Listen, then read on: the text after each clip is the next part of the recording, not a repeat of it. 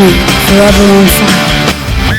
ಬರೋಬ್ಬರಿ ಒಂದು ದಶಕದ ನಂತರದಲ್ಲಿ ಚುನಾವಣೆ ನಡೀತಾ ಇದೆ ಜಮ್ಮು ಕಾಶ್ಮೀರದಲ್ಲಿ ಈ ಮೊದಲು 370 ಆರ್ಟಿಕಲ್ ಇತ್ತು, ಆ ನಂತರದಲ್ಲಿ ರದ್ದು ಮಾಡಲಾಯ್ತಲ್ಲ, ಆ ಬಳಿಕ ನಡೀತಾ ಇರುವಂಥ ಮೊದಲ ಚುನಾವಣೆ ಇದು. ವಿಧಾನಸಭೆ ಚುನಾವಣೆಯ ದಿನಾಂಕಗಳು ಪ್ರಕಟ ಆಗಿದೆ.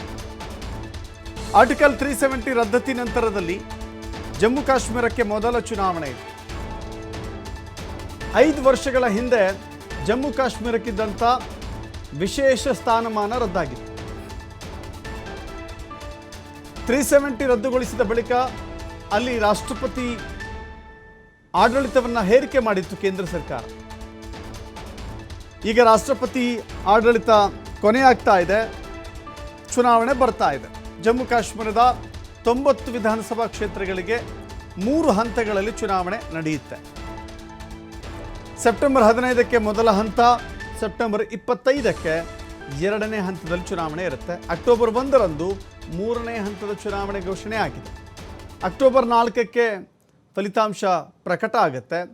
ಲಡಾಖನ್ನು ಪ್ರತ್ಯೇಕಗೊಳಿಸಿ ಜಮ್ಮು ಕಾಶ್ಮೀರಕ್ಕೆ ಪ್ರತ್ಯೇಕ ರಾಜ್ಯದ ಸ್ಥಾನಮಾನ ನೀಡಲಾಗಿದೆ.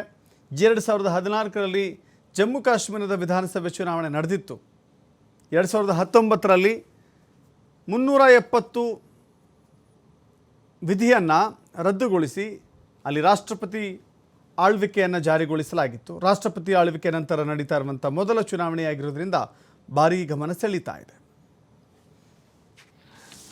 We can show you the map also. It's the how the scheduling is being done. The yellow portion is first.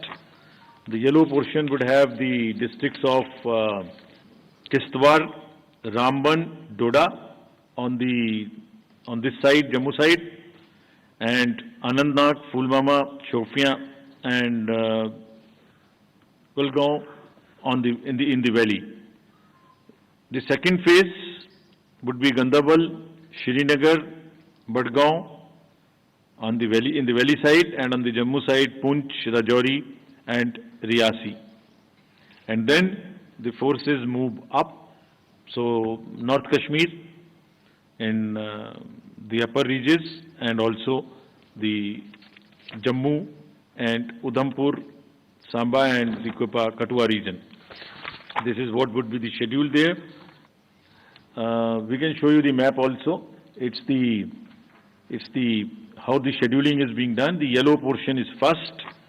The yellow portion would have the districts of Kishtwar, Ramban, Doda